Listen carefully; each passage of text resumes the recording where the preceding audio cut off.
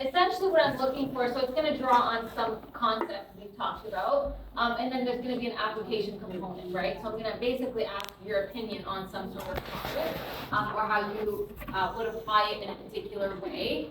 And so with the short answer, I have given you the space on the sheet that I think it should take for you to answer it, okay? So I've given you that space specifically, so try to keep your answer within the space that I provided. Part of the challenge is to be concise, right? It shouldn't take you longer than, a page written. 6 stages of change would be potentially on it. Any other questions?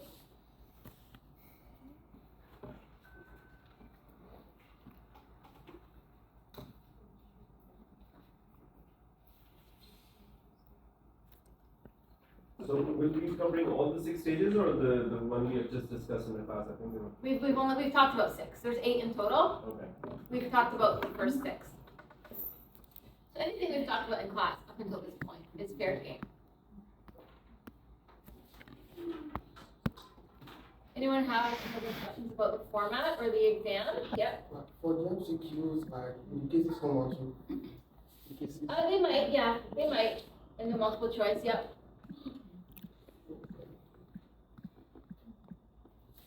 Like questions about the case, right? Yeah, but again, big picture stuff. So not like detail, like you're not expected to memorize very detailed stuff about the cases, right? It's more high level.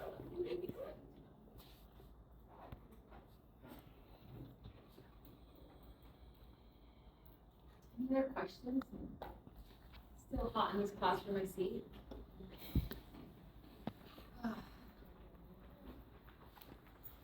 Okay, like I said, this is posted on Brightspace, okay, so no need to copy this, but I did prepare.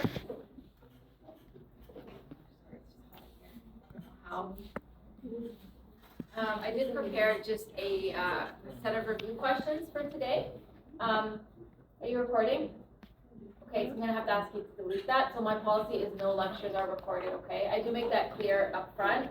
The only time I allow recordings, again, because I have so much participation, people don't like to, and where you can't record someone without their consent, right? So I just want everyone to know that, because I know that might be a trend. Just be careful. I'm gonna let it go, but you don't know, another person might not.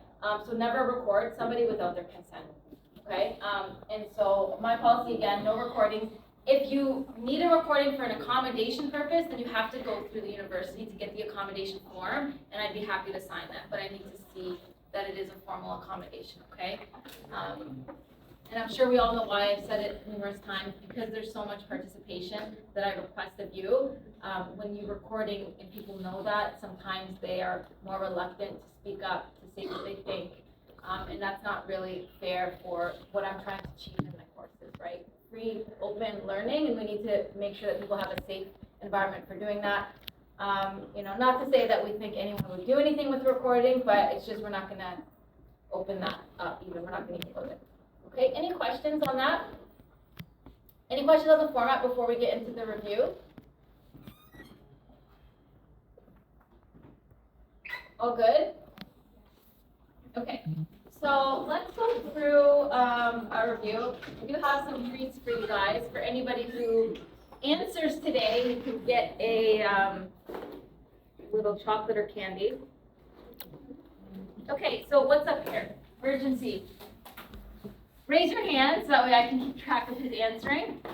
Raise your hand, what did we talk about with urgency? Why is that important, right? Stage 1 in our change process.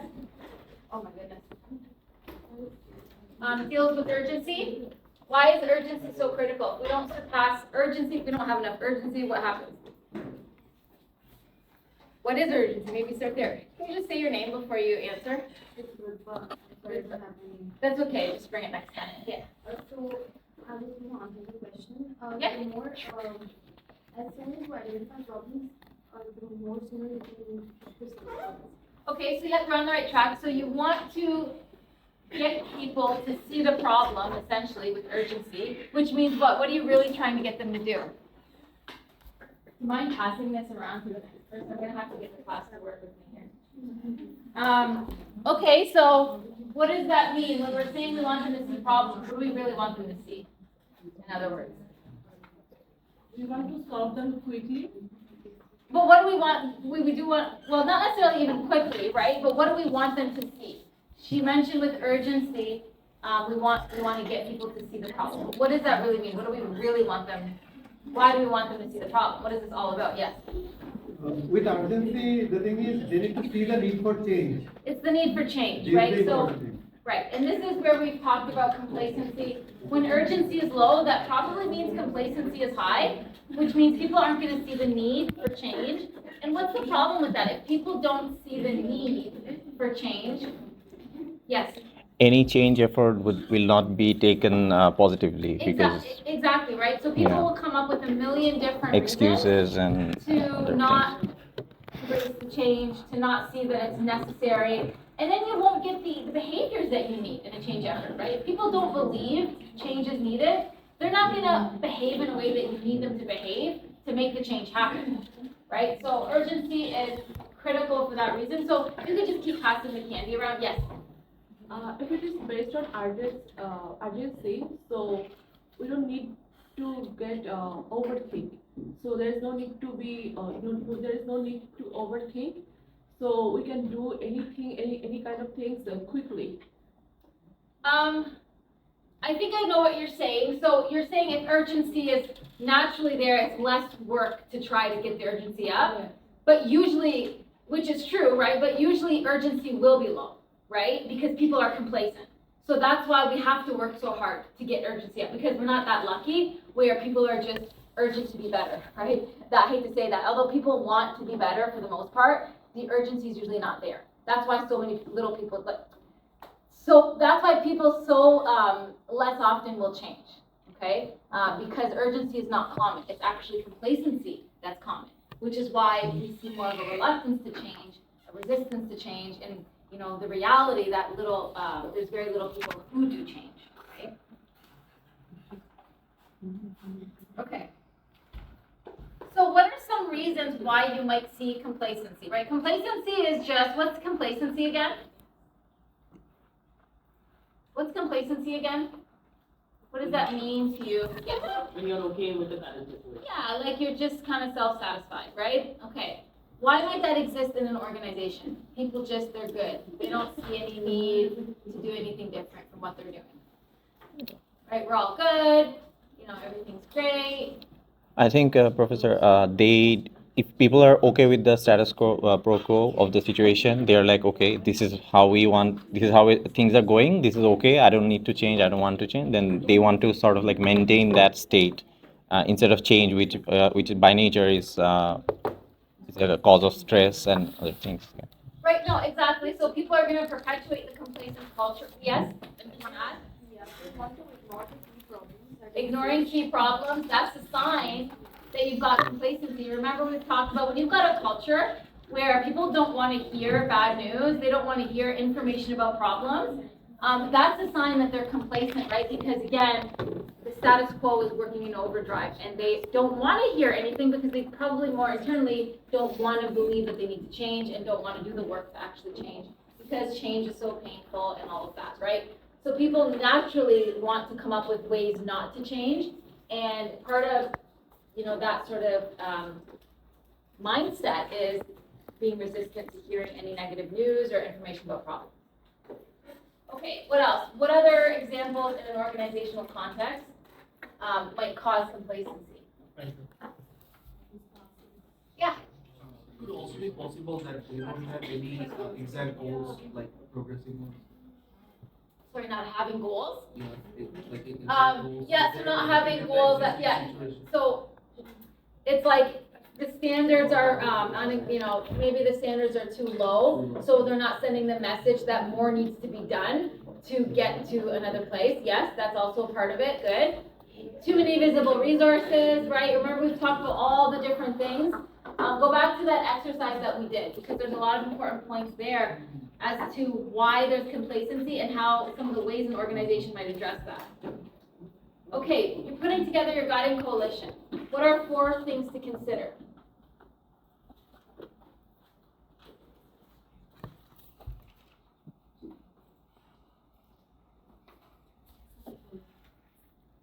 4 elements we want to consider? What do we need to have on our guiding coalition? Who remembers? Anyone? You can think of one of them? The members of the guiding coalition should have the power to enact the change itself, I think. So credibility. I Yeah. think that's under credibility. Yeah, They should have enough reputation, right? Yeah, These are yeah, key players right. that are going to be able to drive it forward. Yes. Professor, there are, I think, 4. That is position Yes. power, expertise, credibility, and leadership. And leadership, right? We got all of that. Okay. So remember, make sure you're going through that and you understand what each one means. What do we want to avoid when putting together our team? Yeah, we can pass the candy back this way. What do we want to avoid? Should everybody be welcome on the guiding coalition? Someone with an ego. So if someone has an ego, why are egos dangerous? Why are egos dangerous? And I feel like he knows it all and doesn't want to work, he can't work with them, so he will Right. not be able to flow with the other team. So unless that, because it's normal for people in organizations to have egos, right? But sometimes they're able to set their immediate self-interest aside for the greater good, right? They're able to see strengths in others, and you can still work with those individuals. But if they can't do that, then you're going to have a very difficult time having any real teamwork. What's the other sort of big one? What do we want to avoid? Overly reluctant, yes, because again, they're just going to block the change process the entire time. What's the other one? There's one more. Snakes? People we can't trust, right? And we know why that is disastrous to teamwork. They will undermine the effort by undermining each other. Okay, so what is a vision and why do we need this in change?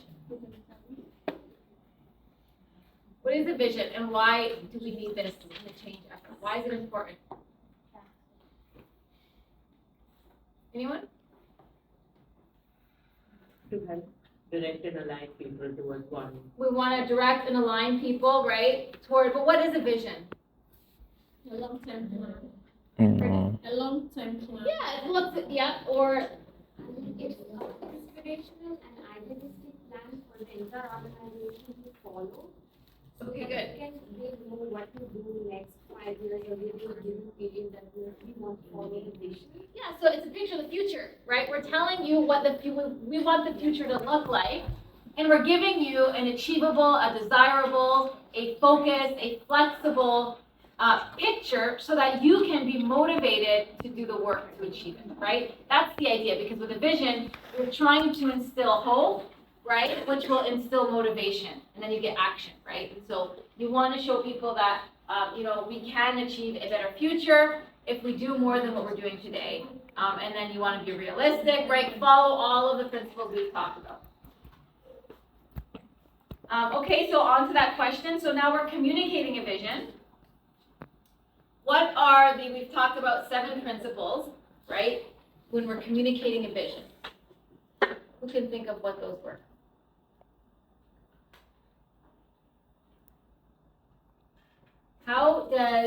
What are the principles that help with solid, effective vision communication? Because a vision on its own doesn't mean much if it's not communicated in a way that really resonates with people, that makes them want to move forward, right? That makes them want to embrace the change and everything that comes with change. So what are the principles? It has to be desirable. But this is that's in terms of creating the vision. What about communicating the vision? Right, keeping it simple, right? Using examples, analogies. Like not too long. A vision. Keeping it, yep, the rule of thumb is under 5 minutes or less, right? Being able to communicate the vision in under 5 minutes or less, right? Yeah. Leading by example, living your vision is one of the best ways to communicate your vision, by just living it, right? Others will believe in it if they see that you are living in it. Yep. I'm not sure about this, but maybe add a human element to it as well. Like I remember we were talking about. So that should basically, that It's kind of later covers on. everything that you're doing, right? So it's in there, yeah, it's definitely in there, not as like a separate point, but it kind of touches on, because a good vision appeals to the mind and the heart, right? So, effectively communicating it, you're going to do it in a way that resonates to the hearts of people, that appeals to the hearts, yep. It has to be feasible and realistic. Realistic? It can be achieved. Yep, so that's when we're creating it, right? When communicating it though, remember we've talked about it's gotta be simple, repetitive, using analogies and examples, right? So go back to those principles of what can we do to ensure that once we have a good vision, we communicate it well. So communication is step 4, creating the vision is step 3, right? So they're 2 separate steps and they both have to be done well. Why is vision creation both an exercise of the mind and the heart? So we did spend time on this. Human. What do you think? I'm going to leave this one to you to think about, okay? So if you don't have an answer on the top of your head, part of your studying should be to reflect on this question, okay? There's my hint for today. Why is vision creation an exercise of both the mind and the heart? Okay, so just think about that. All right, another big question. We talked a lot about this. What's the difference here? Leadership and management.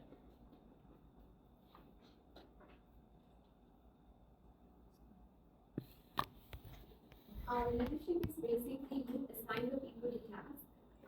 You kind of lead everything, and manage is like you kind of hold the entire group and then want to manage all together. Okay, you're kind of describing management more. What is leadership? If you were to define leadership, what would you say it is? So leadership is, making people believe, they can do something. So that's part of it. Inspiring is part of it, yes? Inspiring, uniting, yes. and also taking action and encouraging people to take action. Say that again. Leadership is an attitude, whereas management is more Of a role. That's a good way to describe it. So leadership is a way of thinking and acting, right? And it's not, we don't often understand it as that because we're so used to hearing leadership associated with a role or a status, right? But management is more appropriately associated with a role or a status.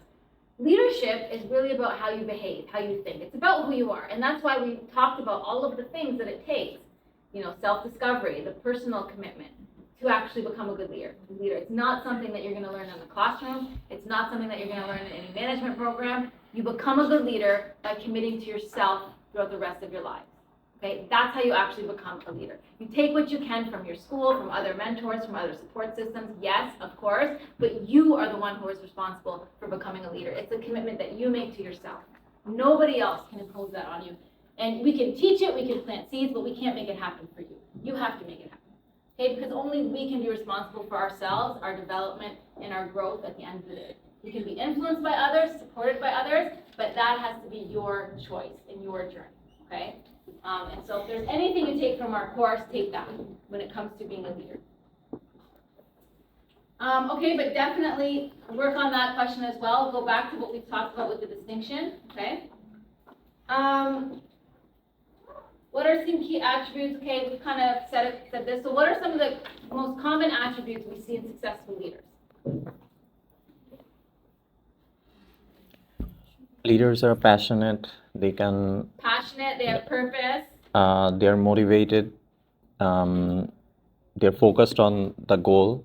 Okay, those And are they're all also traits. So what charismatic. if I said the most successful? So I Okay. gave you like a top list, right? So what were the top ones? Good community. Leading by Critical of example. integrity. Integrity. These are the words I'm looking for. Remember what leadership is. Everything you're saying is important, but nothing is more important than authenticity, self-awareness, integrity. Because without that, you can't foster a real environment of trust. Motivation, inspiration, all of that comes after the trust is there, right? And remember, when you're motivating through coercion or through fear, it's not sustainable. It might give you the appearance that someone is following. It's not sustainable. We're here to actually talk about what's real, right? What's sustainable, what's true, as opposed to what might look true in image, or what might be temporary, or what might be sort of, look like it's true, but it's really sort of masking in something else, right? So when you're getting behaviors because people are afraid, they're not behaving because they really want to. And that's not sustainable. That's not truth. Truth is when people do things because they intrinsically want to. Leaders bring out that intrinsic desire, right? That's what leaders do, okay? So again, think about these questions. Think about, what leadership is. Really spend some time on that because, as you can see, I've emphasized it enough and a lot in our time together. So obviously on an exam, that might be something I care about or I'm concerned with. So. Again, take these questions, think about them. I'm just looking at how many challenges we've got. Okay. What is empowerment to you? And how might employees, or how might there be barriers that disempower employees?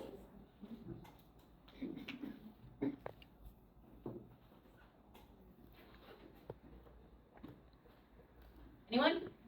Empowerment, do you remember what we talked about with empowerment?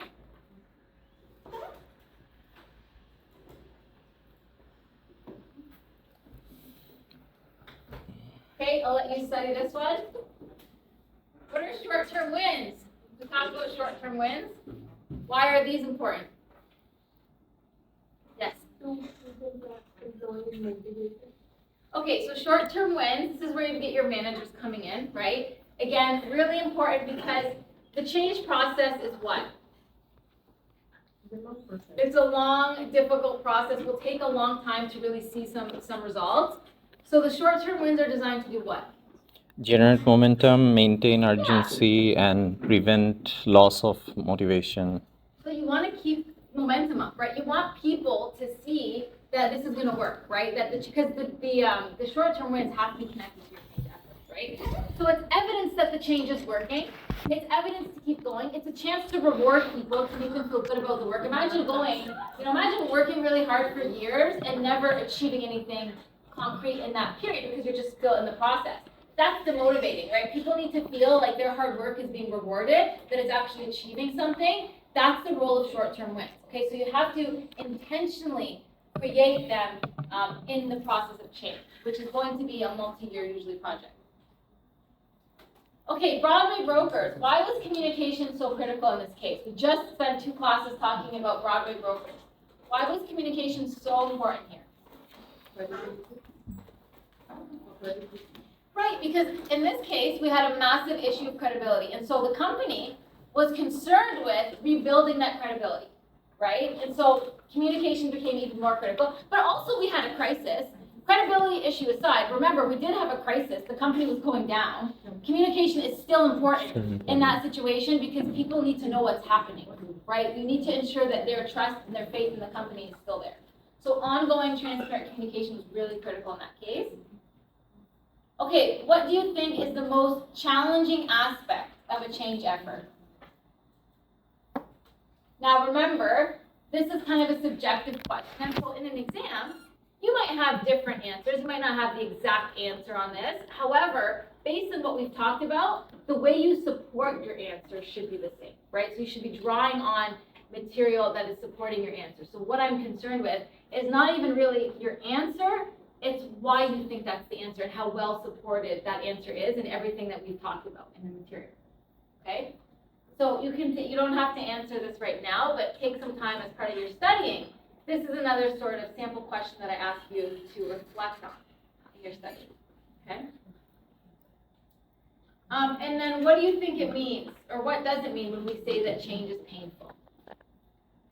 What is that quote, change is painful? What does that mean to you?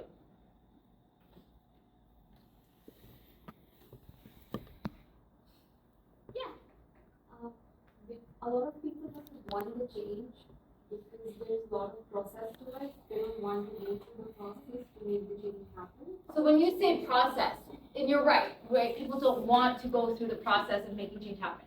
But what is it about that process that they don't want or that they're afraid of? What is it about the process that's painful? Change is uncertain by nature, and people are not really, in general, they don't want uncertainty, they don't want doubts, they want things to be certain and assured. So that's, I think, it's the unknown. When we don't know what's going to happen or if everything's going to be the way that we planned or thought, that brings a lot of fear. Yes.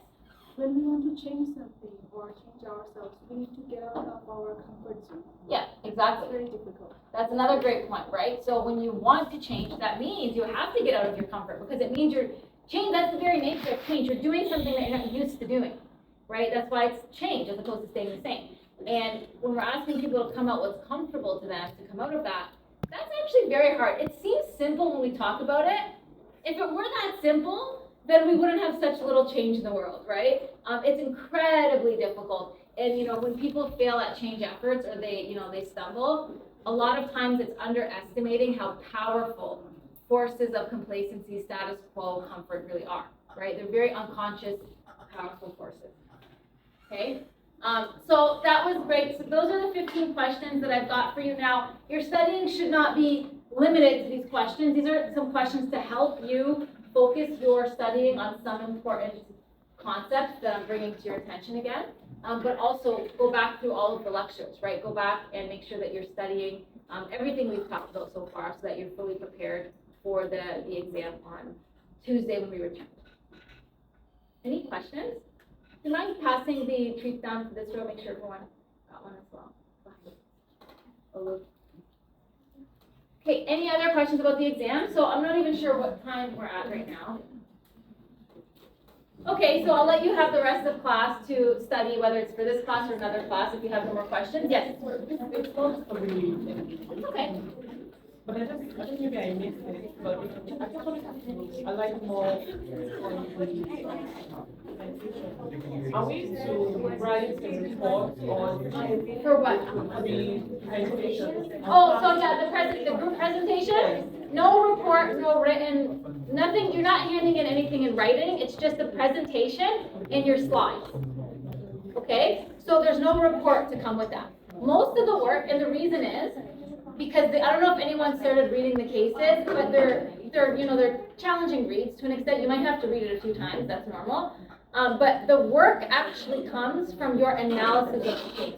So I'd rather you spend time on getting that right and applying the change concepts to what's happening in the case and doing that, well. I'd rather you spend the time doing that and then presenting it as opposed to worrying about writing a report. Okay? So spend the time, really get it, get the material, answer the questions that I've asked, apply it to the concepts, really dissect those cases, and try to find a way to engage the class. Okay, so spend your time and energy doing that so that you've got a solid presentation, and then I've sort of foregone with the report on that, okay? Any other questions about anything? Okay, if there are no questions, I hope you have a wonderful Thanksgiving weekend and reading week, and I look forward to seeing you when you return. If you have anything that comes up in the meantime, you're of course welcome to email me. Otherwise, study hard, and when we see each other next in class, you'll be writing your exam. So I'm sure you will be looking forward to it. Okay, thanks everyone.